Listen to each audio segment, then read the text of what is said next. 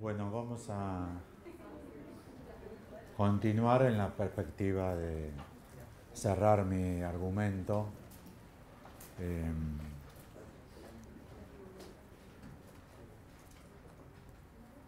Justamente por la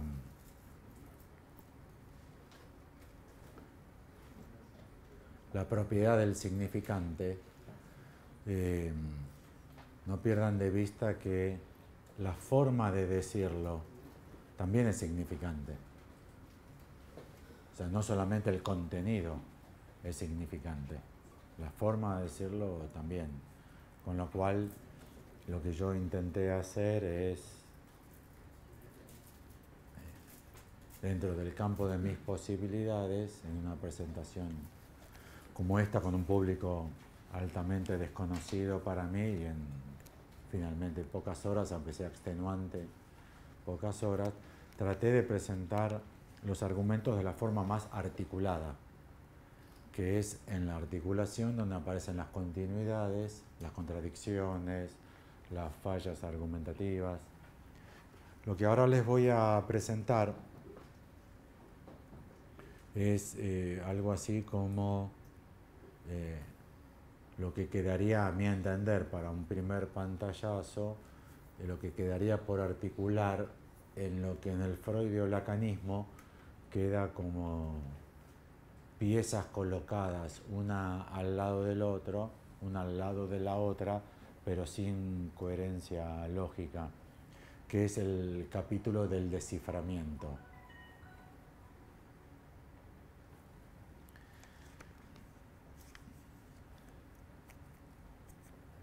El término desciframiento, de vuelta, no conozco, especialmente para los jóvenes, no conozco si estudian en la facultad cuál es la currícula de las facultades donde se forman, quizás como médicos o como psicólogos con la intención luego de ser psicoanalistas. No conozco a los profesores, no. Pero me imagino que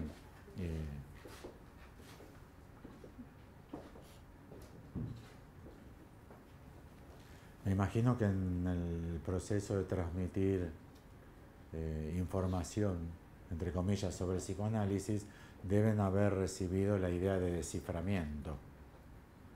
Eh, el desciframiento sería la principal idea en contra de asociación libre y atención flotante. La posición del descifrador no es la de atención flotante, es la de un lector súper atento. Piensen en el fuerte, en el núcleo argumentativo del psicoanálisis, en el desciframiento de los jeroglíficos. Champollion no estaba con los ojos mirando al techo, haciendo dibujitos en un blog. ¿Vieron cómo se representa al psicoanalista haciendo dibujitos en un blog? Esperando que eso aparezca. Hay una actividad firme y ahí me imagino que en el caso del desciframiento de los jeroglíficos sería, para el cierre de esta actividad, un buen campo para pensar cómo se puede despejar sin problemas ese peligro que ustedes tantas veces me señalaron de cómo evitar que los contenidos del analista, si éste habla, cómo evitar que los contenidos del analista se confundan con el material del análisis, cómo preservar lo particular de ese caso que para ustedes se nota hasta ahora estaba preservado por el silencio, que efectivamente me parece que los contenidos personales del analista están preservados por su silencio, lo que no veo que sea operativo para nada. O sea, no veo que haya cura de nada en esa posición. O sea, me parece que es como decir, estoy bien seguro que aplicando esta vacuna no voy a infectar a ningún niño de nada. Ah, ¿y cómo es? ¿Cómo haces? No les inyecto nada. No les inyecto. Entonces estoy seguro que no infecto a nadie. Sí, pero tampoco aplica la vacuna. O sea, no. En el caso del descifrador se lo puede pensar bien.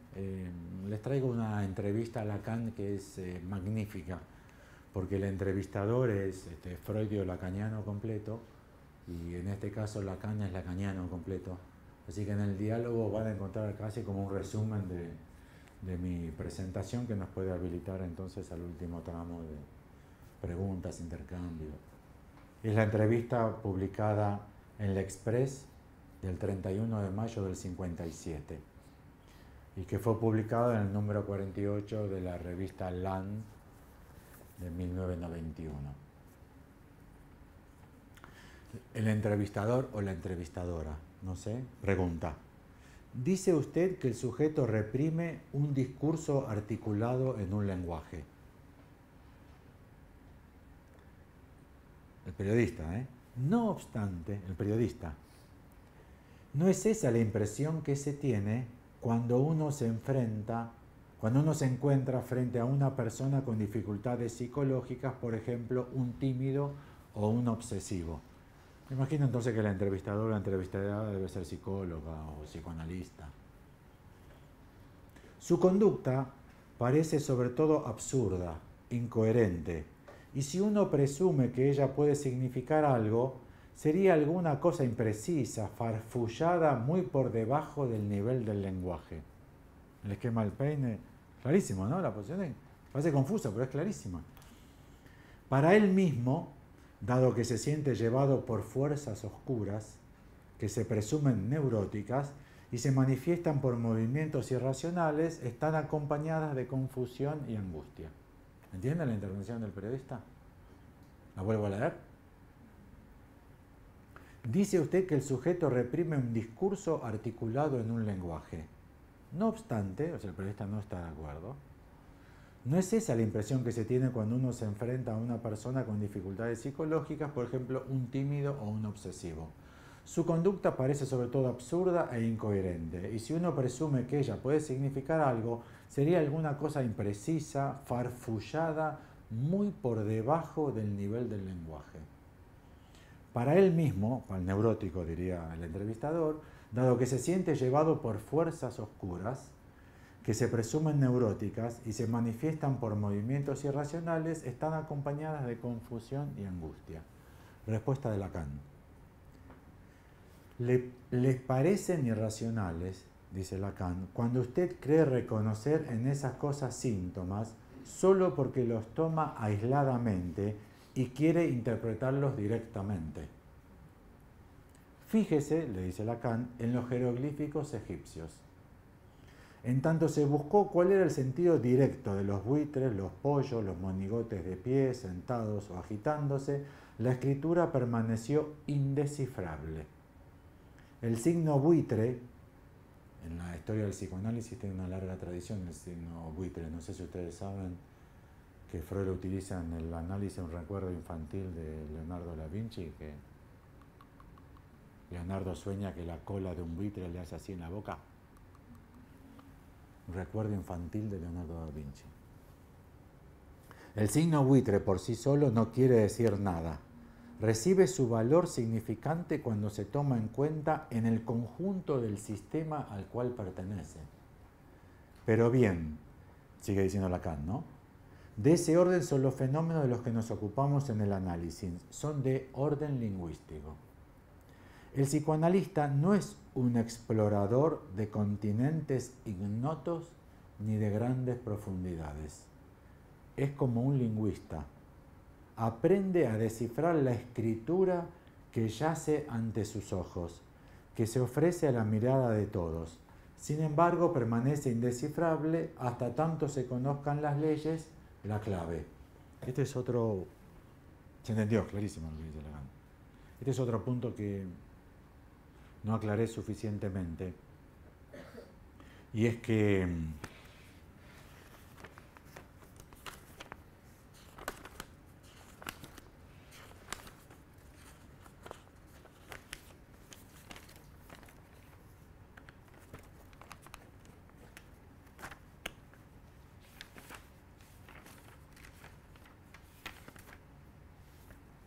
en los jeroglíficos, la piedra de Rosetta, la que se puede ver una copia en el museo en Londres, la piedra de Rosetta, que incluso en internet ya la encuentran totalmente descifrada. Está buenísimo. ¿Entienden lo que dijo Lacan? Dijo, además de todo lo que yo les dije hoy, dijo otra cosa, que no hay nada abajo. ¿Vieron que la gente sigue confundiendo inconsciente con subconsciente? Y hay que preguntarse por qué después de 100 años se sigue confundiendo inconsciente con subconsciente. Es que Freud no se desligó de la idea de que hay algo por debajo, que hay otro mensaje en el mensaje. En la forma de plantearlo por Lacan no hay nada por debajo. Todo lo que hay que descifrar de los jeroglíficos está acá. Lo que uno no tiene es cómo descifrarlo porque no tiene la clave de cómo esto se escribe. ¿No? ¿Conocen la historia cómo se descifró? En la piedra Rosetta está escrito el mismo mensaje en 3 idiomas distintos. El de arriba, la parte de arriba, que es esta, son los jeroglíficos. Pero igual no se supo cómo... Son muchísimos jeroglíficos. ¿Qué parte corresponde a qué parte? Lo que se hizo es que... No sé si se verá. No se va a ver. Muchos jeroglíficos están envueltos en una línea cerrada, que en francés se llamaron cartuchos. 5, 6, 8, 10 jeroglíficos están envueltos, y los mismos jeroglíficos envueltos se lo encontró en varios lugares. Entonces se supuso que había ahí algo que se mantenía estable, no como si fuesen palabras que se hacen con jeroglíficos. Y entonces se supuso que podía ser nombres propios, ya que ¿cuál es la característica de los nombres propios, a diferencia de los otros términos de la lengua, cuando se los traduce a otros idiomas? Se conservan. En español, desgraciadamente, tenemos una larguísima, no sé acá cómo estarán las cosas, una larguísima tradición de traducir los nombres. Carlitos Chaplin, Carlos Marx. Todavía se encuentra algún libro viejo en las librerías de viejo que dice Carlos Marx. No existe Carlos Marx, salvo que ustedes conozcan a alguien en Chile que se llama Carlos Marx. Pero es Karl Marx, porque la característica de los nombres propios es que no se traducen. Y entonces, sabiendo que se mantenían inalterables lo que estaba dentro del cartucho, es como el escarabajo de oro de Edgar Allan Poe. Se pudo establecer que eran nombres propios, en este caso de Ptolomeo y Cleopatra. Se lo dedujo, entienden, por contexto. Toda una lectura de desciframiento, del cual nada de la psicología de Champollion entró ahí, si estaba divorciado, casado, si era homosexual, si tomaba mucho vino. Todo eso no importa en la relación con la mamá de Champollion, no importa nada. Pero para descifrar hay que actuar activamente, suponiendo que todo está allí, entienden que no hay nada por debajo, y que de lo que se trata es tener la clave del sistema, ya que es la clave del sistema lo que permite leer. Es muy interesante incluso porque los escribas tenían muchísimas atribuciones personales, los escribas, y podían escribir muchísimas cosas a criterio personal. Por ejemplo, podían escribir de izquierda a derecha o de derecha a izquierda como quisiesen. Con lo cual entiendan que la dificultad de desciframiento fue máxima. Y sin embargo se lo pudo descifrar justamente porque se encontró una clave. Una clave de lectura, entienden que es absolutamente material, sin significado alguno, ¿no? Es como yo hice con números y letras. Qué raro que muchos, algunos pocos, pero de forma repetida, envueltos en una línea cerrada, que son estos, Cleopatra y Ptolomeo. Ptolomeo aparece al revés. Aparece escrito Ptolomeo así. Entonces, el psicoanalista no es un explorador de continentes ignotos ni de grandes profundidades. No hay nada en la profundidad. Todo está en el mismo material. En Freud hay como dos lenguajes, un lenguaje que pasa a otro lenguaje. A pesar de la contradicción de Freud, de decir que es un lenguaje, aquello que Freud postuló que no es un lenguaje, con Lacan tenemos que no hay nada profundo, todo el material está ahí. Hay que saber leerlo. El psicoanalista no es un explorador de continentes ignotos ni de grandes profundidades, es un lingüista. Es como un lingüista, aprende a descifrar la escritura que yace ante sus ojos, que se ofrece a la mirada de todos. quedó disuelta del ojo clínico. Cualquiera que tenga la clave puede leer. Sin embargo, permanece indescifrable hasta tanto se conozcan las leyes y la clave.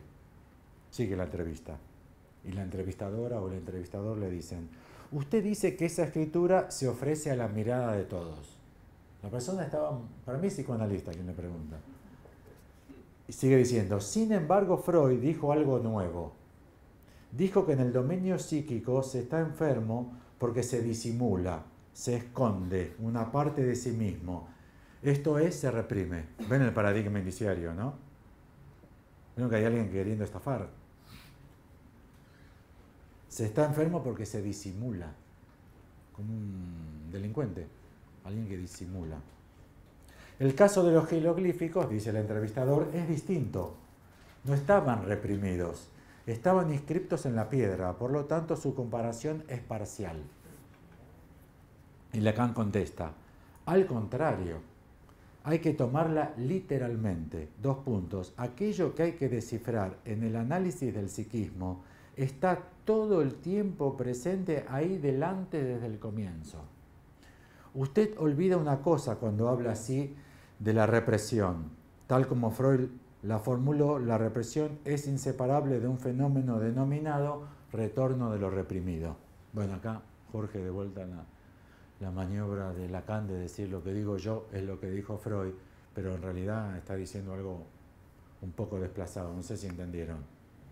Lo que Lacan dice que el material está todo en el mismo nivel, si lo quieren pensar espacialmente es todo superficial, está todo en la misma superficie, como si ustedes escribiesen, no hay nada por debajo. Y como la persona le dice a Lacan, pero no, el neurótico reprime porque disimula aquello que no le gusta de sí, que quiere esconder y no quiere mostrar, Lacan lo objeta con un argumento que Lacan dice que es de Freud, mi impresión es que no es de Freud, y es que Lacan dice que lo reprimido y el retorno de lo reprimido están en el mismo lugar. Vamos a pensarlo, vamos a pensarlo. Incluso vamos a pensarlo con un ejemplo de Freud. Supongan que hay censura de la dictadura. Estamos hablando de un país X, cuyo gobierno es una dictadura, y que eso significa que hay censura a la prensa. Como en la época de Freud, la censura a la prensa, no sé si ustedes saben, que era sacar un pedacito. Porque los ladrones del gobierno sacaron una nueva ley. El censor cortaba ladrones y quedaba. Porque los, cuadradito en blanco, del gobierno sacaron una nueva ley. ¿Sí? Si es marca, en el sentido de Freud, eso es un material ausente, hay que estar atentos a ver cómo aparece. Si es como dice Lacan, si ustedes leen, ¿hacen o no hacen una mueca de sonrisa? Ustedes leen los cuadraditos vacíos, del gobierno sacaron una nueva ley. ¿Qué dicen ustedes? ¡Qué hijo de puta! Seguro que puse estos ladrones, hijos de puta, reventados. ¿Entienden? La ausencia del término, ¿lo dice o no lo dice? Incluso lo puede decir peor o lo puede decir más. Pero para que eso suceda así, hace falta que el material sea material a descifrar y que el lector sea un descifrador. Porque si uno ve un cuadrado vacío, ese cuadrado vacío, ¿dice o no dice? ¿Se dan cuenta que el cuadrado vacío es significante también? Porque automáticamente lleva el punto de que se habrá quitado de aquí. La huella borrada de viernes. Y uno dice, uno calcula, si el censor quitó de aquí parte del texto, ¿ese texto qué sería? Una crítica al gobierno, si no el censor no lo va a quitar. ¿Me siguen? Con lo cual, ¿la crítica al gobierno aparece o no aparece? ¿Aparece o no aparece en el mismo lugar donde fue censurado? ¿Entienden la idea? En la lógica de Freud tiene que aparecer en otro lugar, en un lugar insignificante que escape al control. En Lacan dice, no, es en el mismo lugar. Todo lo que hay para descifrar está en el mismo material. Es cierto que lleva dificultad descifrar en el material de un caso, porque hay que recopilarlo, hay que empezar a escribirlo. Una vez que uno lo escribe, escribir no significa tinta sobre el papel, ¿eh? Escribir significa establecer cuáles son los sistemas en los cuales esos elementos se articulan y ver efectivamente si se repiten y si se repiten secuencias. Ustedes saben que hay, acá debe haber un montón de antenas apuntando al espacio a ver si se reciben señales de vida extraterrestre. ¿Saben, no? El lugar quizás más importante debe ser Chile, donde están, porque la pureza del aire, del desierto chileno. ¿Sí? ¿Sí? ¿Se registran cosas? Sí, todo el tiempo. Todo el tiempo hay. Incluso hay ruido del Big Bang, que fue lo que se confirmó de la teoría de Einstein hace 3 o 4 años. Se llama ruido de onda gravitacional. Se descubrió que todavía del Big Bang, 13.500 millones de años, de ese Big Bang todavía se... Ok, ¿sí? Entonces hay...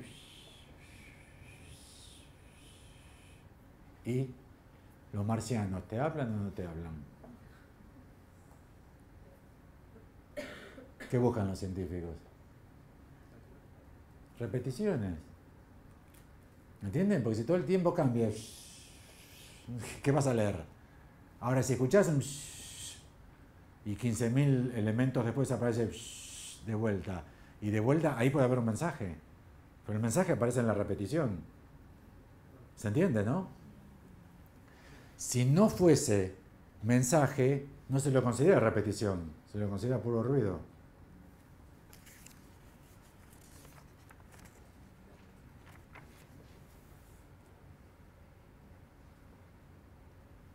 Allí donde eso ha sido reprimido, alguna cosa continúa en funcionamiento, alguna cosa continúa hablando. Por lo demás, es gracias a eso que se puede centrar y designar el lugar de la represión y la enfermedad diciendo es eso. O sea, justamente se interpreta a partir del retorno de lo reprimido porque tenemos un término que dice que hay un término en lugar de otro, pero eso está en el propio material. No hay que buscarlo más allá, ¿entienden? No hay que estar en ningún estado, el psicoanalista no tiene que estar en ningún estado de atención flotante. No sé si ustedes lo que quieren ser psicoanalistas, a los jóvenes les pasó lo que a mí. Yo me anoté en la facultad de psicología a los 18 años porque quería ser psicoanalista. ¿Quería ser psicoanalista? Entonces, era común que para hacerlo, había algunos que antes se anotaban en la facultad de medicina para ser psicoanalistas porque en la Asociación Psicoanalítica Argentina no permitían candidatos que no fuesen médicos. Entonces, si querías ser psicoanalista, la Asociación Psicoanalítica Argentina te obligaba a ser médico primero, con lo cual los que querían ser médicos tenían que cursar medicina. Yo llegué en un momento donde eso estaba totalmente quebrado, gracias a la presencia ya en cierta medida de la enseñanza de la casa, entonces, como me da asco la sangre, me anoté en psicología. No me interesó nunca nada de psicología, no me interesa nada de psicología, una disciplina muy interesante, a mí no me interesa nada, en absoluto, quería ser psicoanalista. En la primera clase ya asociación libre y atención flotante. Y yo como quería ser psicoanalista me dije a mí mismo, ¿y lograré la atención flotante? Para mí era como un estado de yoga, así que había que, no sé, como un monje tibetano, esos que están 6 meses en silencio, que comen 2 granos de arroz, así. No hay ningún estado que lograr, no sé si lo pensaron, si van a poder ser psicoanalistas, porque habría que ver si logran. No hay que leer. Por eso es tan importante para mí la práctica de lectura. Insisto tanto en leer, les leo citas hasta que se duermen. Hay muchos dormidos de los presentes. Les pido disculpas a los dormidos. Es aburrido, leer citas es lo más aburrido que hay. Pero me da la impresión que mal podría yo decirles que se trata de una práctica de lectura, conociendo la lógica que esa lectura implica si yo hiciese otra cosa, ¿no?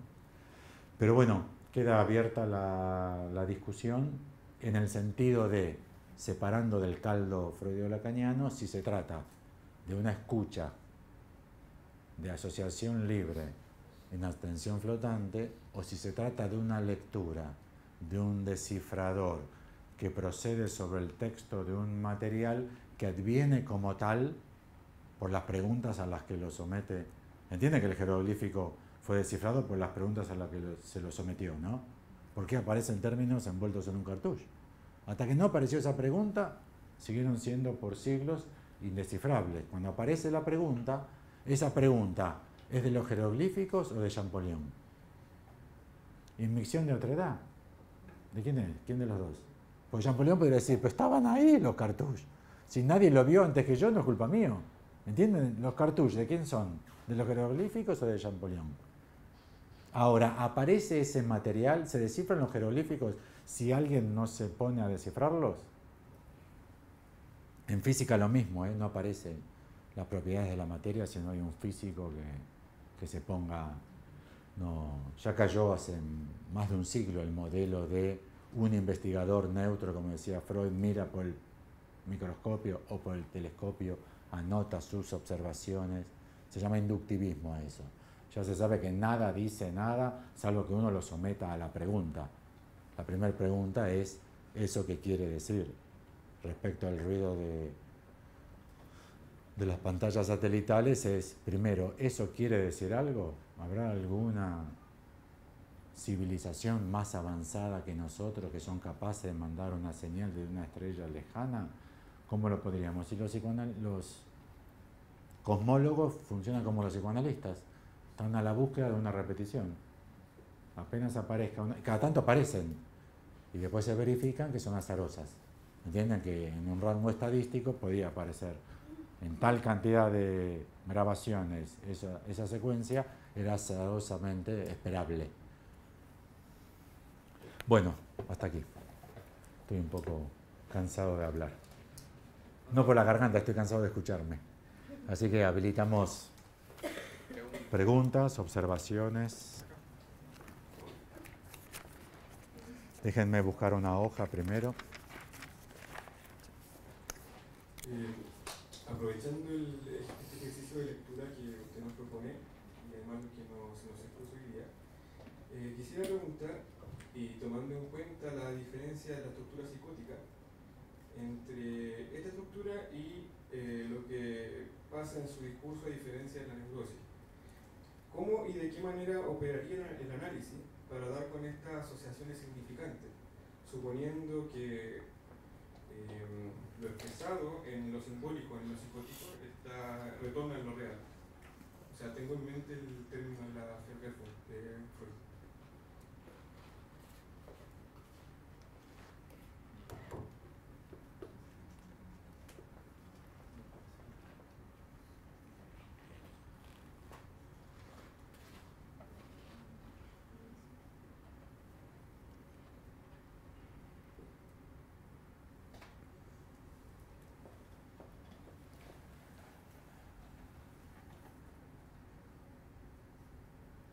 Hay dos problemas. Hola, se apagó.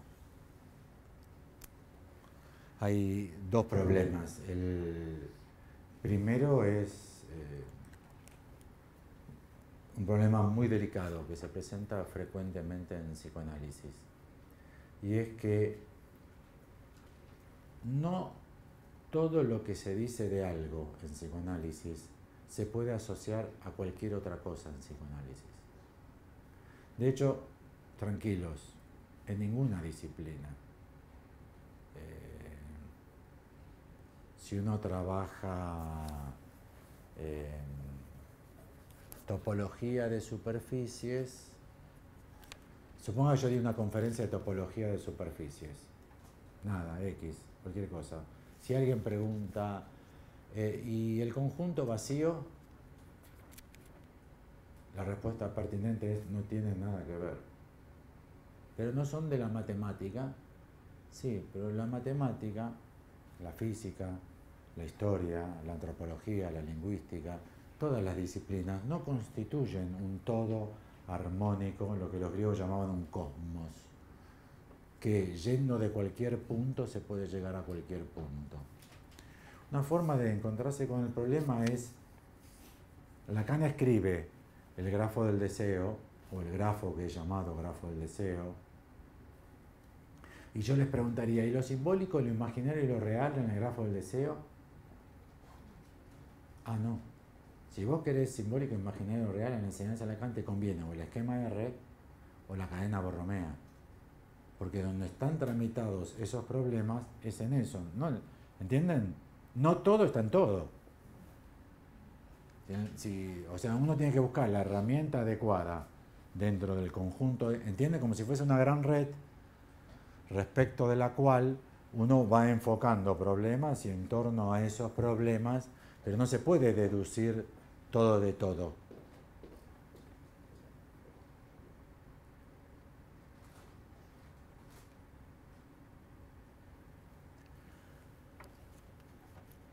O sea, lo que yo dije no tiene nada que ver con tu pregunta. No puedo ir en 5 minutos de lo que yo expuse, responder a tu pregunta. Pero podemos pensarla juntos igual. No la estoy rechazando, digo que no tengo continuidad argumentativa con el paradigma indiciario venatorio. O sea, no llegamos a estructura psicótica o estructura neurótica. El retorno en lo real.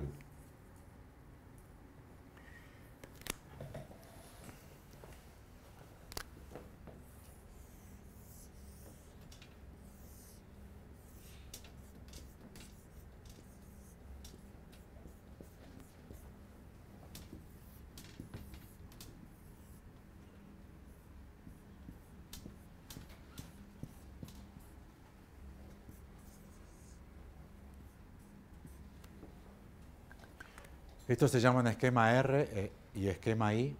Lacan lo presenta en un escrito contemporáneo al Seminario 5, que se llama De una cuestión preliminar a todo tratamiento posible de la psicosis.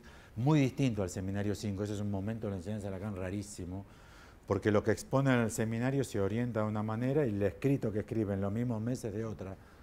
Muy raro lo que pasó. Por ejemplo, en el Seminario 5 habla de los tiempos del Edipo, y de una cuestión preliminar plantea la metáfora paterna como desde siempre. No hay tiempo o sea, es muy raro lo que hace ahí Lacan. Pero ahí produce estas dos, para tratar de pensar qué quiere decir retorno en lo real, en el problema de la estructura psicótica que vos planteás. Podríamos, en los términos de la pregunta de él, aplicar este esquema para un caso de estructura neurótica, en el cual lo imaginario sería lo que me imagino, lo simbólico sería lo pactado, prohibido fumar, y lo real sería aquello que para mí opera como que ni me lo imagino, ni es pactado, sino que sucedió. Por ejemplo,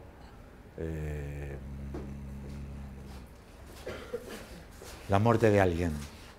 Supongan que ahora en un pasillo alguien me dice, che, murió tal cantante, murió Frank Sinatra. No me diga, era grande, no, sí, tenía 90 años, mirá, se murió Frank Sinatra. Yo lo escuchaba mucho. Para mí eso es real. Ni me lo imagino, ni es un pacto que nosotros hacemos. Che, ¿hacemos que murió Frank Sinatra? Dale, juguemos a que murió. Es un pacto, que jugamos a que murió Frank Sinatra.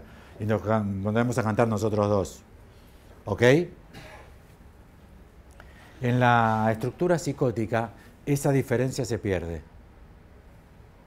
¿Ven que acá está lo real sombreado? Aquí está todo sombreado. Hay agujeros.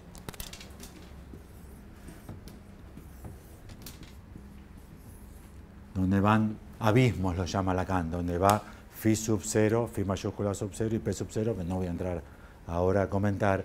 Y esto quiere decir que en los casos de psicosis, el psicótico no tiene esa diferencia. Por ejemplo, ustedes sueñan que viene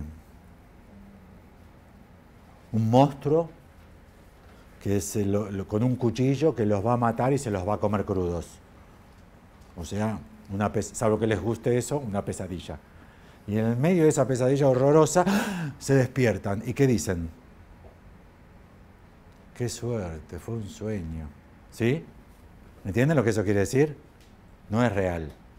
Otro ejemplo es el déjà vu. ¿Saben lo que es un déjà vu? ¿Saben lo que es? ¿Lo pensaron alguna vez? La estructura es así. Esto ya me pasó ahora. No, esto ya me pasó antes. Porque esto ya me pasó antes. Uy, perdí el colectivo. ¡Ta madre! Y ayer también perdí el colectivo. ¡Qué boludo! ¿No? O sea, eso no es un déjà vu. Déjà vu es, estoy perdiendo el colectivo que se me va justo y tengo la sensación que ya perdí el colectivo ahora. No sé si les pasó, es como una cosa... ¿Y qué hacemos con eso? Si hay algún psicótico presente, no conteste. No es el caso, me refiero... Si hay neuróticos presentes, contesten. ¿Qué hacemos con eso? ¿Qué hacen ustedes cuando tienen un déjà vu? Una maniobra muy sencilla. ¿Saben cuál es? Es imposible. Es imposible. O me lo imaginé, o estoy muy cansado. La cocaína, esta última que me vende este desgraciado, es de pésima calidad. La marihuana es paraguaya, no compro más, ahora voy a fumar flor. Yo no sé qué son esas cosas, pues yo no consumo nada de todo eso. A mí me cuentan. Los psicoanalistas siempre hacen eso. Un paciente me contó. Desconfíen cuando el psicoanalista dice, un paciente me contó, porque a veces... Bueno, el psicótico no se puede despertar. ¿Me entienden? Si sueña que lo quieren matar, se levanta a la mañana convencido de que lo quieren matar. No tiene la opción de hacer un me lo imaginé. ¿Entienden el retorno en lo real? Porque lo real se le hace... Todo lo que se imagina es real, lo que supuso es real. Me persiguen, ¿y usted cómo sabe? Y me doy cuenta. Otra cosa es, a veces tengo la sensación de que me persiguen. ¿Entienden lo que es? Una vez que yo pongo sensación, ya estoy yo marcando eso como que no es real para mí. Ya marco una pequeña diferencia. El retorno en lo real es porque justamente lo que se pierde entre esta estructuración y esta estructuración es que uno opere con 3 registros para uno. Esto es lo que me imaginé, esto es lo que es real para mí y esto es lo pactado. Eso no es simbólico imaginario real para Lacan, ¿eh? Pero es en la vida de uno. Uno cuenta con esas categorías. No, me lo estoy imaginando. ¿Me persiguen o me lo imagino? No creo. Es si me van a perseguir a mí que no soy nadie. Y ya está, uno lo resolvió. Puso un es imposible. Acá está perdida esa categoría. Trabajar por qué está perdida implica un desarrollo. Ese desarrollo que plantea Lacan sobre esto es la metáfora paterna. O sea, en Lacan hace falta una maniobra caso por caso que opere una diferencia entre el otro con A mayúscula y el otro con O mayúscula, pero toda la palabra, que es el orden simbólico en sí y la encarnadura del otro. La metáfora paterna es que se distingue, ¿entienden? El orden simbólico de la madre. Y la madre puede ser cualquiera, la madre, el padre, la abuela, cualquiera. El representante, la encarnadura del otro, tiene que estar distinguida del otro. Si eso se produce, los registros operan así. Si eso no se produce, dice Lacan, es la teoría de Lacan, en Freud teoría de psicosis no hay. En Freud no hay teoría de psicosis. Freud no tiene teoría de psicosis. Schreber, ¿por qué es psicótico para Freud? Mucha libido homosexual. Eso no es teoría, es mucha libido homosexual. Es un homosexual reprimido. Cosa que es rarísima. Como teoría es rarísima. Que es la teoría de Freud sobre Schreber. En Freud no hay teoría de la psicosis, recién la aporta Lacan. Y lo que aporta Lacan es eso, que caso por caso se debe establecer la diferencia. Algo así como que nadie es Dios, no que Dios no existe. Que nadie es Dios. Si hay alguien que es Dios, los 3 registros no operan, ¿no? Dios no respeta simbólico homogéneo lo real, hace lo que quiere. Si Dios quiere que te conviertas en mujer, te convertís en mujer, ¿o no? Como le pasó a Schreber. ¿Vieron que él empezó a tener nervio y sensibilidad femenina? Porque Dios quería tenerlo de esposa y quería tener relaciones sexuales con él y generar una especie schreberiana. ¿Entienden que hay omnipotencia del otro? Si hay omnipotencia del otro, ya no existe, me lo imaginé o pasa. Es lo que el otro quiere. Si el otro quiere que yo sienta que soy mujer, que quiere que sienta que soy mariposa, cualquier cosa. Con lo cual depende esto de una categoría que no está en Freud, que es la castración del otro. En Freud solamente hay castración propia, como teoría. En Lacan ni siquiera es importante la castración propia. En Lacan es fundamental para este problema la castración del otro, o sea, que nadie sea Dios. Si hay alguien que ocupa ese lugar para alguien, ya las cosas retornan en lo real. Porque si Dios quiere, ¿entienden? No hay límite para lo que Dios quiere.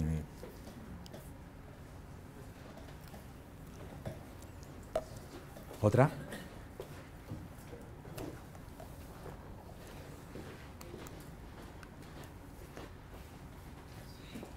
No.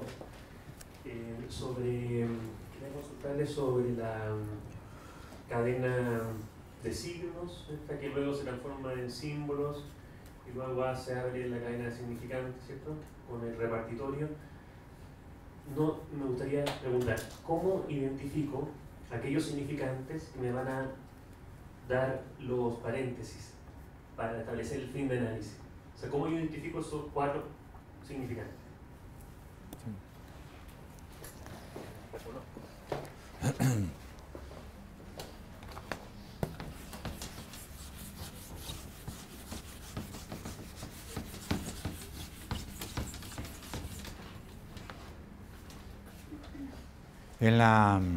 En lingüística, el significante se llama significante porque significa. Parece una tautología, pero es así. En la teoría de Lacan, o sea, la teoría del significante de Lacan, es allí donde el significante no significa. El significante en cuanto tal no significa. Entonces, tenemos el material.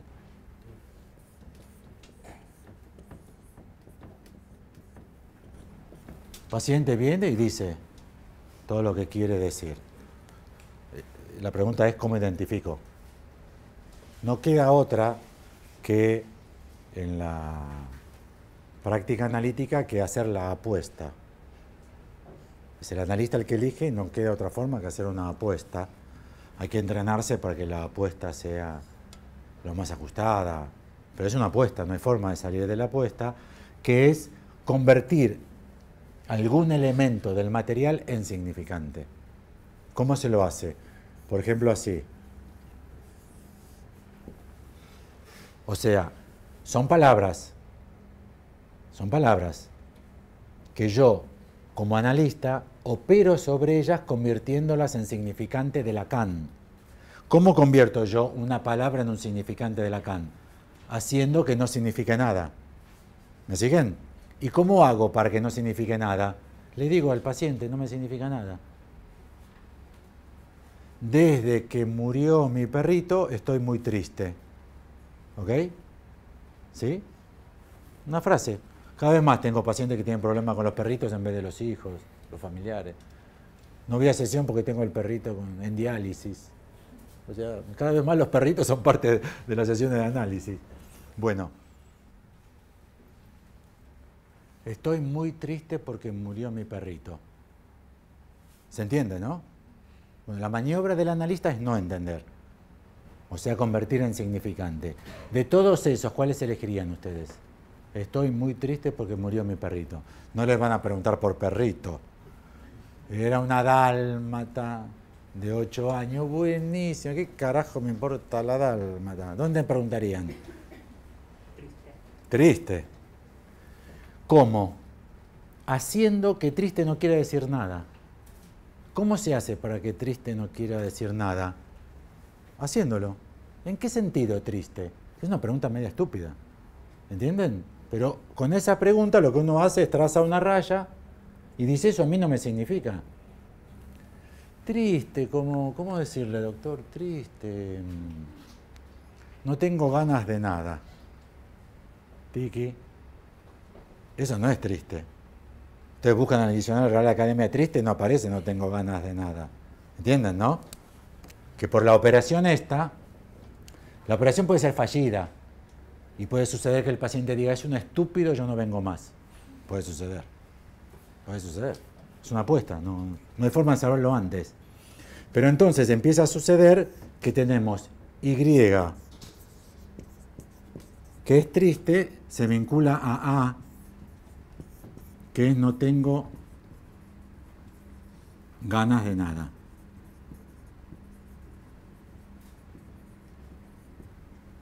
¿Sí? Segunda maniobra, y esto es muy importante que lo piensen porque es crucial en la clínica.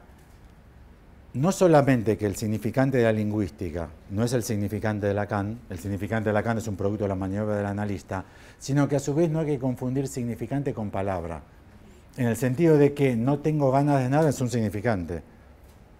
Así sería. ¿Ok? Una vez que ustedes aceptan esto, la maniobra es de vuelta a esta, miren. ¿Cuál sería en este caso la maniobra del analista? ¿Cómo se expresaría? Ya el perrito se me fue.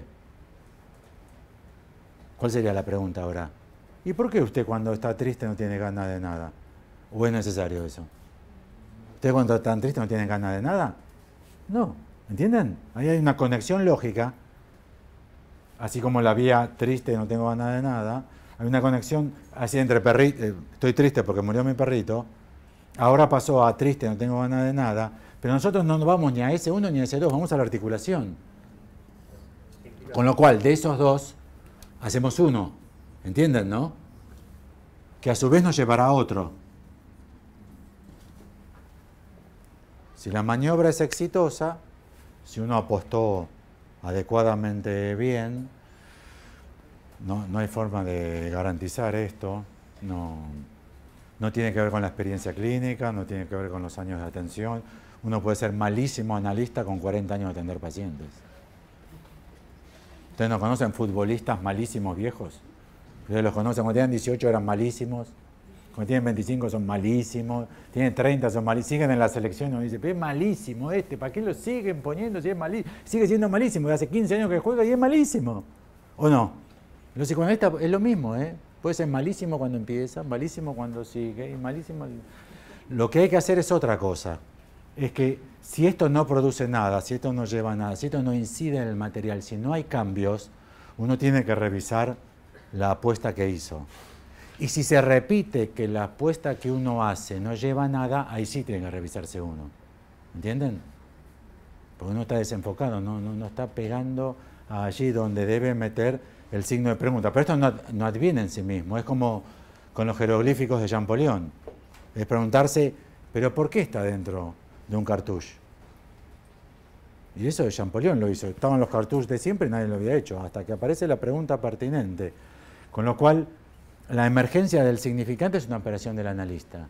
Y es una operación que se dan cuenta que cada vez implica una articulación. Ven la continuidad del tratamiento, ¿no?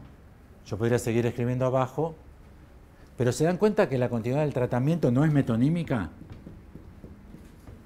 sino que cierro y cierro y cierro. ¿Se dan cuenta que cierro cada vez? S1, S2, ¿se dan cuenta que cada vez cierro? Porque ahí hay una dirección de la cura en juego. La tradicional, la dirección de la cura es la dirección de la cura, como se dice habitualmente en psicoanálisis, es no hay que cerrar, que el paciente siga hablando, no hay que cerrar, que siga hablando. Que es ridículo, porque los pacientes no son muditos, hablan. O sea, ¿para qué es que siga hablando? Que siga hablando, la gente habla. Hay que cerrar, en el sentido de cerrar el bucle significante que te permite concentrar una lógica, que esa lógica a su vez te lleve. Lo que hay que verificar es que esto incida sobre el caso, que produzca algún efecto, que haya cambios. Cuando hay esos cambios o esos efectos, este trabajo interpretativo, Lacan lo llama acto. Y el acto es interpretativo. La interpretación como acto es cuando esto corta alguna secuencia sintomática, algún tipo de sufrimiento, pero es así. Y lo que fue significante en un momento puede dejar de serlo después. Ya no se opera más con ello. O sea, no se lo identifica. Se hace una apuesta a una sección del material que uno lo convoca a operar como significante y bueno, puede ser que lleve o puede ser que no lleve a nada. Y si uno verifica que no lleva nada, tiene que revisar la apuesta que hizo porque fue errada. En general los análisis tienen decenas y decenas y decenas de apuestas erradas de los psicoanalistas hasta que 2 o 3 veces uno da en la tecla y el caso se resuelve. Es así. Y para ser psicoanalista hay que estar disponible a equivocarse muchísimo. Si no, no se puede ser psicoanalista. El psicoanalista hay que admitir estar muchísimo tiempo sin saber cómo se descifra un material y estar probando hipótesis de trabajo que se demuestran en general fallidas hasta que 2 o 3 veces se acierta en el material y se produce la resolución del caso. Si el desacierto es propiedad del material, habitualmente con los analizantes no hay problema. Si el desacierto tiene que ver con la entrada neta de la psicología del analista, ahí se produce el acting out. Que cuando el analizante dice, eso no tiene nada que ver conmigo, eso habla más de usted que de mí. Los analizantes no tienen problema con que el analista no entienda nada durante un tiempo, no hay ningún problema. Estamos trabajando, estamos analizándolo, eso no hay problema. El problema aparece cuando manifiestamente, mira, yo te digo, yo con mi hijo, ¿sabes lo que hice? Ese es el problema. Cuando el analista empieza a introducir, pero porque no tolera seguir estando frente a un material que no entiende y no conoce su clave. Si no lo toleran mucho tiempo, y bueno, quizás se tengan que dedicar a otra cosa. Porque el psicoanálisis requiere muchísima paciencia del lado del analista. Hay que estar ahí, cobrando honorarios durante meses y meses, dándose cuenta uno mismo que no les dio la clave todavía. Medio que da la sensación como de, ¿qué le estoy cobrando? No pegué ni un tiro todavía. Pero bueno, lleva tiempo, requiere mucha paciencia y más que nada tolerancia con el no saber. Para ser analista hay que tolerar no saber. Largos periodos de no entiendo. Incluso llevarse bien con el no entiendo. Doctor, ¿por qué me pasa esto? No sé. No lo entiendo. El día que yo lo entienda y se lo transmita a usted adecuadamente, se va a resolver. Si le sigue pasando es que yo no entendí todavía cómo. Es requerido ese tiempo. Un tiempo largo de tener un vínculo tranquilo con no saber. Estar trabajando, pero no haber hallado la clave. Y por otro lado, también admitir y me equivoqué. Pero no habíamos dicho que tal cosa, sí, pero me equivoqué. Por lo que vino después se nota que la interpretación que le oferté estaba equivocada. El psicoanalista en general habla todo el tiempo de la castración, pero nunca admiten que no saben, que se equivocan. No sé qué castración es esa. Hay que admitirse así, como un científico, no un profesor, un científico. El científico está todo el tiempo con lo que no sabe. El profesor enseña lo que ya se sabe de física, de química, de historia. El científico, el investigador, ¿de qué trabaja todo el día? Está investigando lo que no sabe. Y quizás está 10, 15 años, 20 años detrás de la resolución de un problema al cual no llegó y que quizás ya se da cuenta que quizás no llegue nunca. Hay que tener una relación con el no saber. Y para ser psicoanalista también hay que tener... Esto no lo entiendo. Bueno, anotalo. No te hagas el boludo. Eso sí. No te hagas el boludo. Si no lo entendés, anotalo. No tenés un papelito. Ahí, esto no lo entendí. Hay que entenderlo. Todavía no tengo cómo. Todavía no lo entendí. Voy a tratar de resolverlo. Pero con el material exactamente. ¿Cómo hay que escribirlo? ¿Y cómo hay que escribirlo? Es una apuesta, lo que no significa decir cualquier cosa. Escuchándote se me ocurrió. ¿Vieron cómo hablan los psicoanalistas? Escuchándote se me ocurrió. Escuchándote se me ocurrió que quiero ir al baño. Me voy al baño. No es escuchándote se me ocurrió. Por la estructura que presenta el material. Si le aplicamos esta clave resulta tal cosa. No es escuchándote se me ocurrió. La atención flotante lleva a eso. Pero eso no implica no leer nunca. Para invocarle algo, ¿entienden? Una cosa es apuntar, digo, bueno, podés fallar. Y otra cosa es querer pegarle así. Matar una paloma tirando tiros así, ¿se imaginan? Tienes que tirar 9 millones de tiros para pegarle a una paloma. Y quizás con 9 millones de tiros no le pegás tampoco. Si ustedes no la apuntan, Si no van a intentar descifrar algo que calculan cifrado.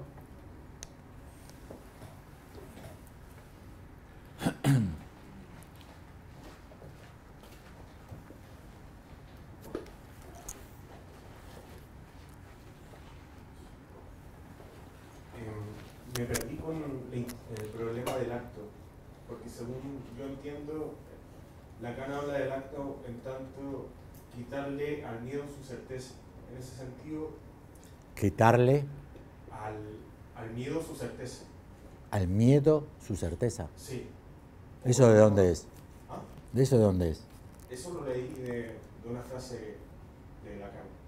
O que alguien dijo que era de Lacan. O que claro, no tengo ambigüedad de dónde salió ese nivel. Pero en ese sentido, ¿cómo se podría articular para poder llegar del paso al acto?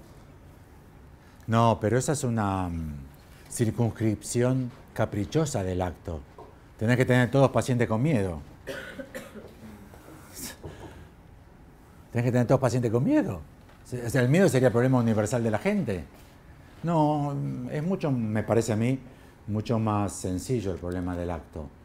Es lingüística moderna, no el estado último, que llegó un poco después de Lacan, que es análisis de discurso, sino el comienzo de análisis de discurso, que es el performativo. Hay palabras que hacen acto, eso.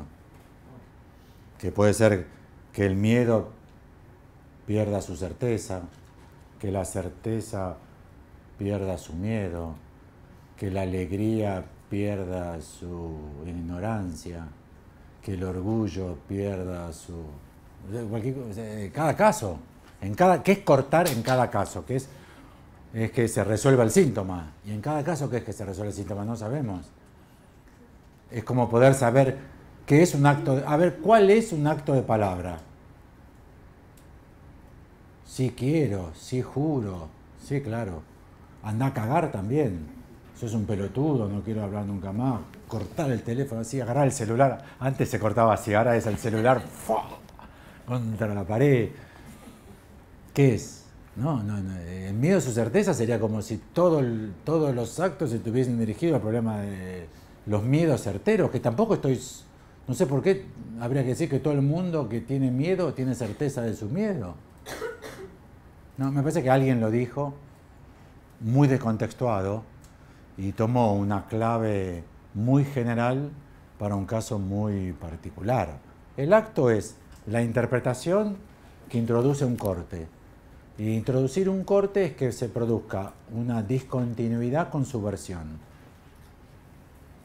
Dedo gordo con dedo gordo, dedo índice con dedo índice, que se produzca esto. Una subversión, lo que estaba para arriba va para abajo y lo que está abajo va para arriba. Invertir, que se parece mucho al drama subjetivo del sabio. O sea, cuando un científico descubre una gran clave de su ciencia, es porque ha subvertido todo lo que se decía en su ciencia hasta ese momento. Einstein es la subversión de Newton. No hay Einstein sin... Einstein es lo mismo que decir la subversión de la física de Newton. Así como Newton es decir que es la subversión de la física aristotélica o medieval. Acto es lo que produce eso. Que igual hay que pensarlo muy bien, ¿eh? Guarda con que acto se dice en singular. No crean que hay una interpretación que resuelve el caso en el sentido de una frase que dijo el analista una vez.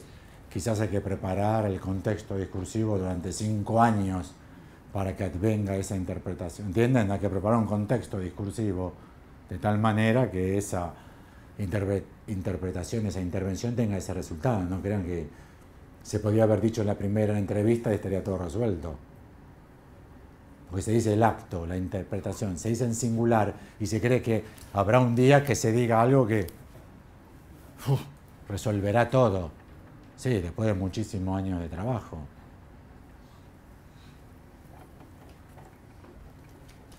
No creo que esa frase sea de Lacan, ¿eh? Habría que buscarla. Yo la voy a buscar, pero no creo. Es algo que esté muy descontextuada. Al miedo su certeza, al amor su alegría. ¿El amor tiene que ser alegre? ¿O puede haber amor que sea triste? No, en serio, no sé si me entienden. Cualquier par que ustedes junten, ese 1 con ese 2, está disponible para ser modificado, ¿no?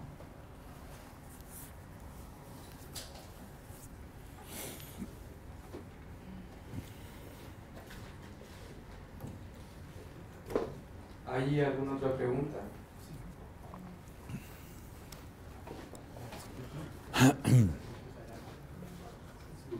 Doctor, sobre en esta misma cadena de significantes, se debería establecer qué significa alfa, beta, gamma, delta, para asumir que tiene una determinación de, por ejemplo, el primer tiempo con el tercero y la retracción del cuarto con el segundo.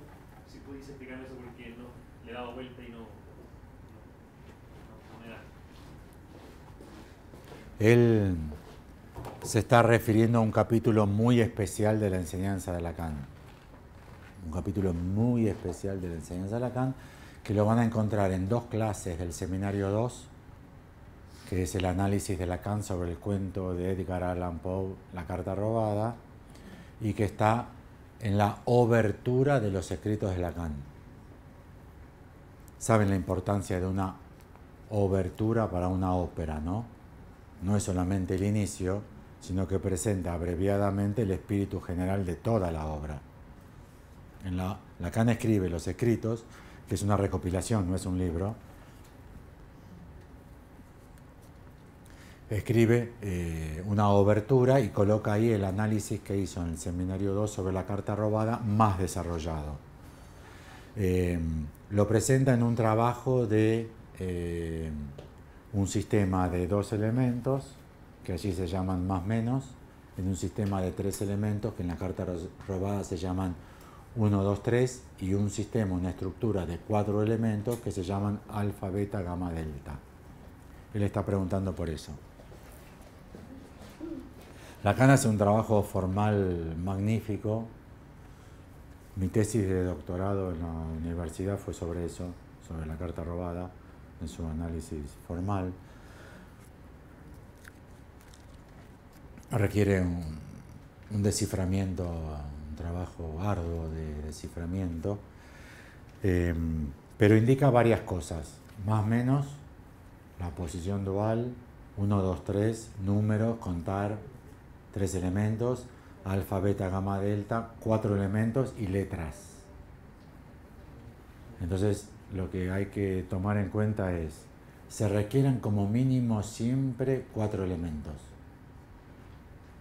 Y lo que yo hice, S1, S2, conexión metonímica. A su vez, la sustitución metafórica que cada uno implicaba.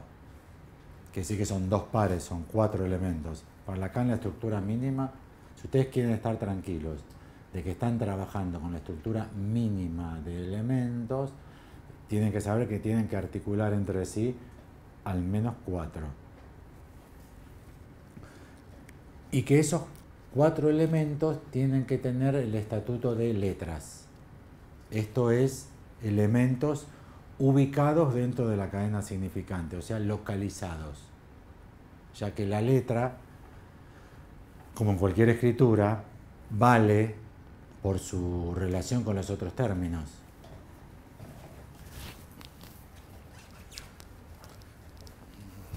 Gracias a Dios nunca fui al médico en Chile. Todavía. Pero ustedes habrán ido al médico en Chile. No sé cómo es. En Argentina, cuando vas al médico, tenés muchos problemas. Un problema muy simpático, sumamente regular, es la receta del médico. Tenés que tomar cada 8 horas durante una semana. Bueno, me vas a decir, ¿qué carajo dice? Me lo dijo tan rápido. Vas a la farmacia, el farmacéutico dice, ¿qué dice? ¿Qué sé yo qué dice? ¿Nunca le pasó eso? Es el goce del médico. Te escriben en chino básico las recetas. Bueno.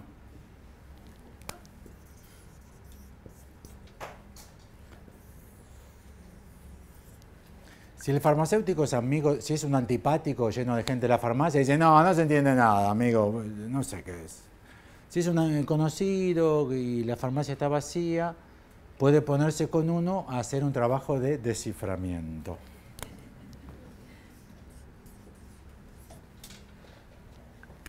Lo primero, inyectable no es. Esperemos que no sean supositorios, porque 30 supositorios. Esperemos que no. Pero los inyectables habitualmente no vienen de a 30. Ya descartamos todo un mundo. Pero seguimos leyendo. ¿Qué se puede leer acá? Esto. Se llama diacrítico. ¿Qué quiere decir esto? Que no sé qué carajo dice, pero esto muy probablemente sea una Q. Porque la única en cursiva que lleva el palito abajo es la Q, ¿entienden? Pero ustedes me dirán, pero no tiene forma de Q. Ah, no, pero no es así. No se descifra así. Se descifra estableciendo los valores diferenciales. Con lo cual, lo que ustedes tienen que tomar en cualquier trabajo de desciframiento es el contexto. Entienden que esto solamente se aplica para cursiva. Si fuese letra de imprenta no puedo usar esto. Porque en letra de imprenta este diacrítico no existe. También podría tomar esto. ¿Qué sería? Puede ser una tilde. Y si es tilde puede ser que sea un acento. Colecistin. No sé, inventé un remedio, no, espero que no exista. ¿Entienden lo que estoy haciendo? Entonces, de lo que se trata es encontrar el contexto. En este contexto, ¿cuál sería? Español, letras cursivas. Y no admito que cada letra tenga un valor en sí mismo, identidad, sino que es un sistema de diferencias donde yo, para establecer qué es cada uno, no me interesa cada uno, no busco la buena forma, la cosita para arriba.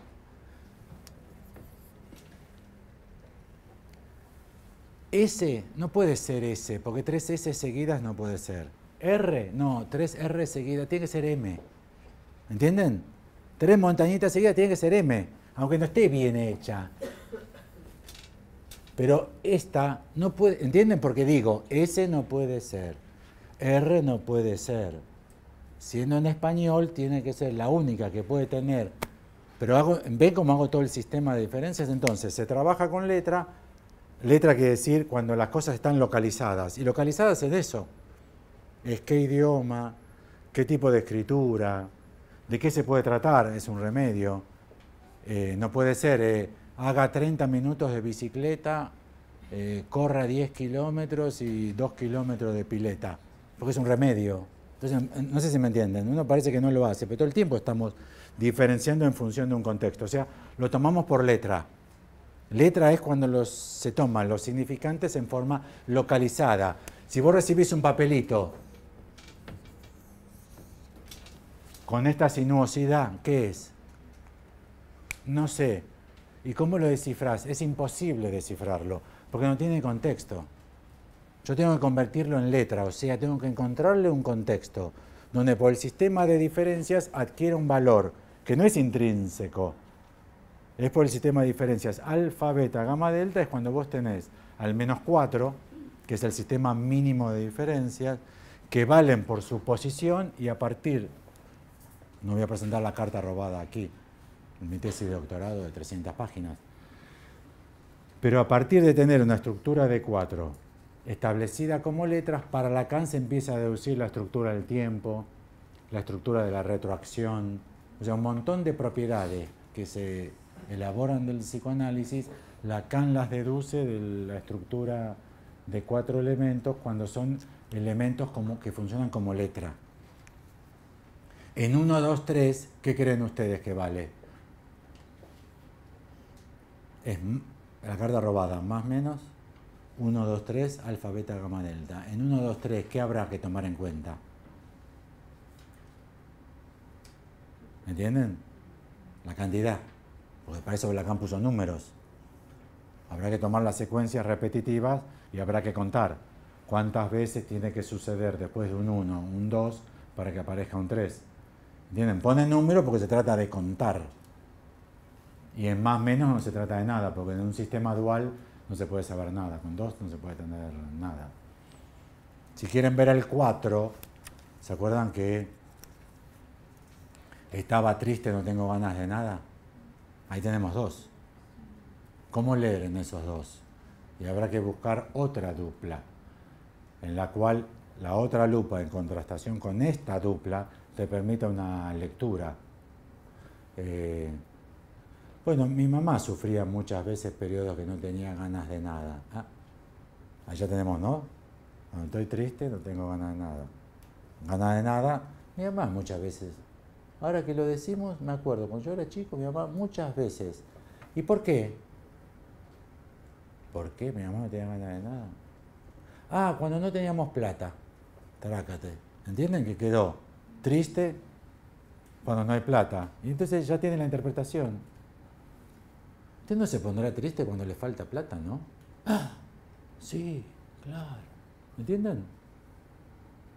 ¿Entienden? La interpretación no es ninguna magia, ni ningún ojo clínico, ni ningún saber hacer. Se trata de descifrar. Y si uno rigurosamente sigue la lógica, puede efectivamente encontrar. Le puede pasar a alguno de ustedes, ¿no? Que se pone triste si no tiene plata. Pero tampoco me parece que elija una marcianidad. Efectivamente nos puede pasar a cualquiera. ¿Cómo se llega a eso? Escribiendo. Y escribiendo en un sistema lógico, con conceptos y en un sistema de escritura. En Lacan es el sistema cuatripartito. Arriba a la izquierda, arriba a la derecha, abajo a la izquierda, abajo a la derecha. Tienen que tener ustedes un cuaterno escrito así. Esa es la forma de escribir que propone Lacan para el desciframiento del material. Si ustedes quieren leer todo así seguido, no van a encontrar la regularidad. ¿Vieron en la poesía que para encontrar la rima se corta y se pone abajo? ¿Vieron eso? Y que en el colegio les habrán enseñado que hay poesía que es rima ABBA, que la primera es consonante con la cuarta y la segunda con la tercera. Eso lo ves si lo escribís así. Si lo escribís todo seguido, quizás no lo ves. Con lo cual hay que escribir el material en ciertas condiciones espaciales que habilitan la lectura. Hay ciertas escrituras, si es escuchar, me llama mucho la atención, a mí me llamó mucho la atención que hoy llegó tarde. ¿Por qué, doctor, si hay que interpretar? ¿No? ¿Por qué te llamo? Más de alfa, beta, gamma, delta no te puedo decir porque tendría que desplegar toda la carta robada sobre la pizarra, que llevaría mucho tiempo y además no es un tema compartido por el resto. ¿Una más o ya estamos? ¿Una más ahí? ¿Una más?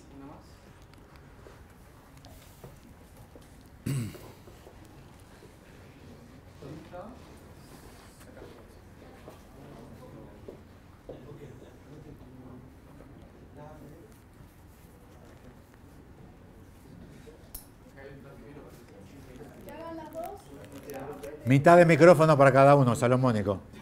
A uno las pilas y al otro el micrófono. Estaba pensando en la idea de transcripción. Sí. En la transcripción de un registro a otro registro. Que en la música, por ejemplo, para pasar de un registro sonoro, se usa la transcripción, para pasar a un registro escrito. Ese acto de transcripción a un registro escrito permite operar de otra manera respecto a la música sin la audición, por ejemplo. Entonces no sé si es una forma también de poder pensar el acto de lectura como con esa posibilidad de la transcripción. Aunque me queda un poco como la duda del acto de transcripción que se puede pensar en Freud, que como que permitiría pensar que uno puede traducir directamente un signo a otro signo, que ahí sería como un revés de aquello, digamos.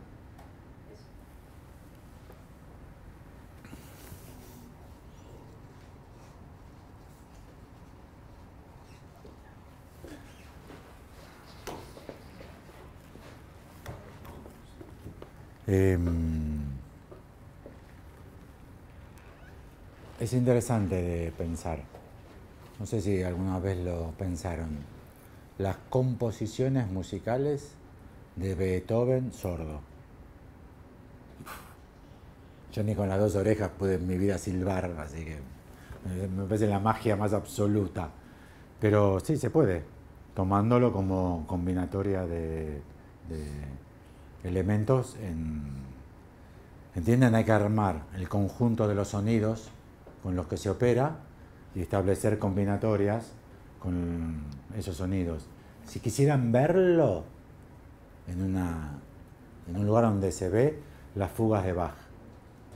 De hecho, se transcribieron, y es muy interesante porque muchos autores transcribieron las fugas de Bach sobre bandas de medios, porque su estructura, la fuga misma, es muy interesante. Está en internet, no por topólogo ni por psicoanalista lacaniano, con lo cual es perfecto lo que decís.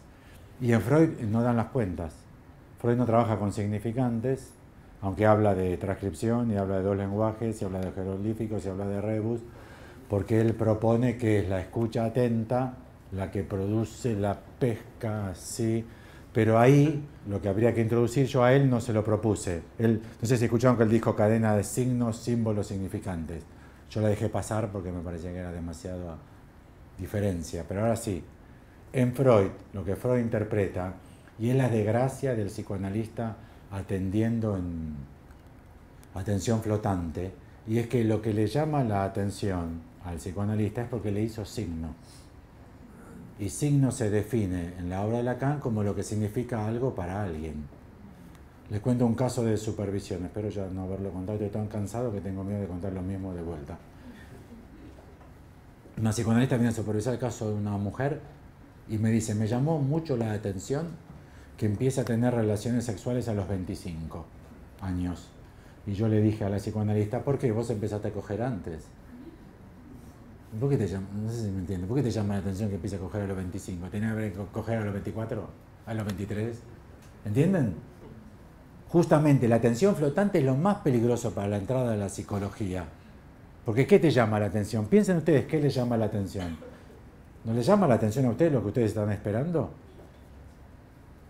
¿O no? Ah, mirá, justo, no te dije, viste, qué hija de puta, ¿ves lo que hizo? Es lo que estaban esperando. Con lo cual, es cierto que el modelo freudiano opera con el signo. ¿Y cómo se depura el problema? Porque Freud no era tonto, ¿eh? Entonces Freud dice, para poder ser analista hay que analizarse. Y hay que analizarse para depurar toda la personalidad neurótica de uno para quedar en estado tal de poder escuchar neutralmente. Mi impresión es que eso no sucede. Que no sucede, que el análisis no produce gente más normal. Se los digo porque conozco muchos psicoanalistas. Están más locos que la mierda los psicoanalistas. Tienen más narcisismo que las actrices. Son vedettes, es un vedette. O sea, no mejora a la gente. El psicoanálisis no mejora a la gente. Puede curar el síntoma de alguien, pero esa persona no va a ser mejor, ¿entienden? No va a ser más neutra, más realista, más democrática, más armónica, más contemplativa. No, son boludos cualquiera, los psicoanalistas son... Y digo los psicoanalistas porque es la gente más analizada, ¿no? ¿Cuál elegirían ustedes como población más analizada? Los analistas. Y si uno revisa la sociedad de analistas y cómo se pelean, y cómo disputan, y las agresividades, y los narcisismos, va a decir, esto. Con lo cual, la propuesta de Freud estadísticamente fracasa. O sea, no es cierto que el analista sea una persona... No pasa, es un boludo cualquiera. Yo, todos.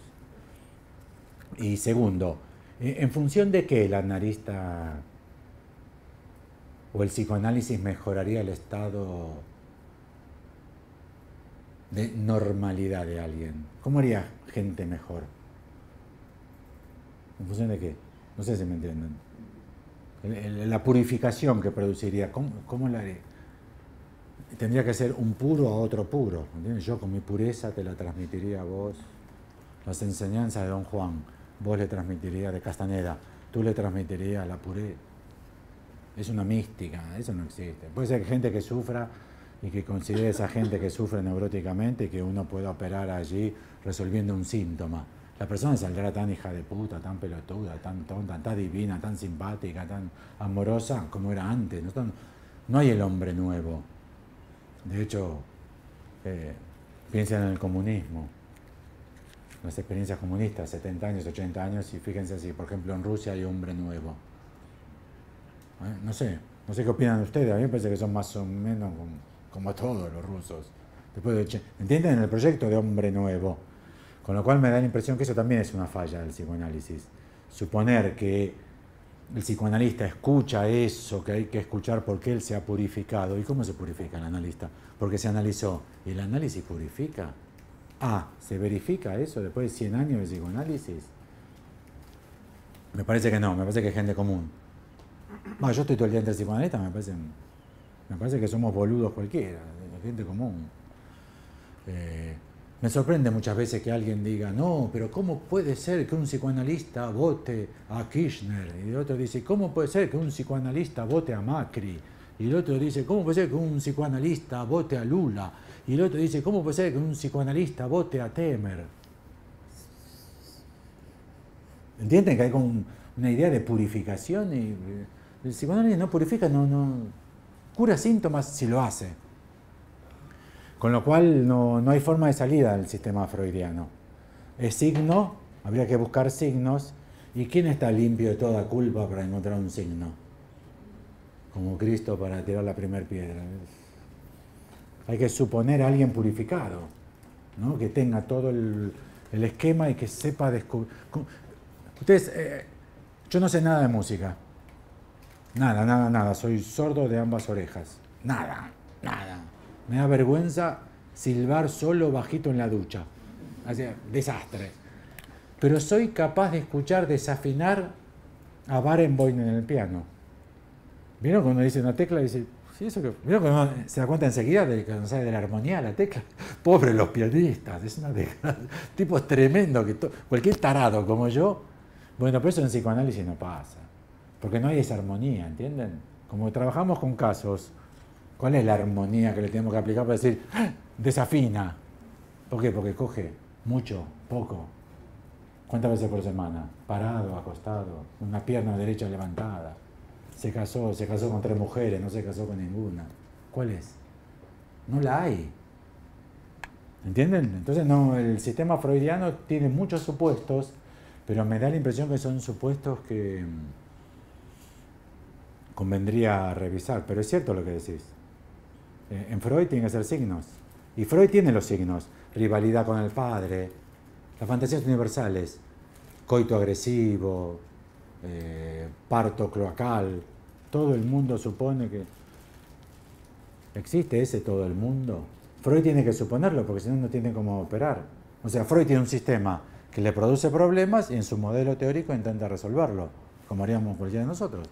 Mi impresión es que sobre esos problemas el sistema de Lacan, el modelo teórico de Lacan, intentó resolver esos problemas haciendo un cambio fundamental del registro.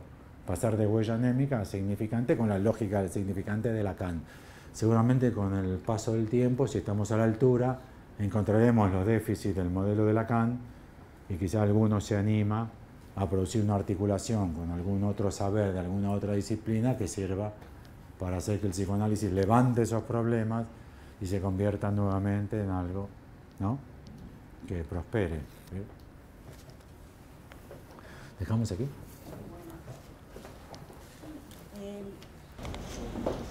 Yo quiero agradecer enormemente la presencia de todos ustedes, que es lo que ha hecho posible que Alfredo esté hoy acá en Chile y que tengamos la oportunidad de compartir.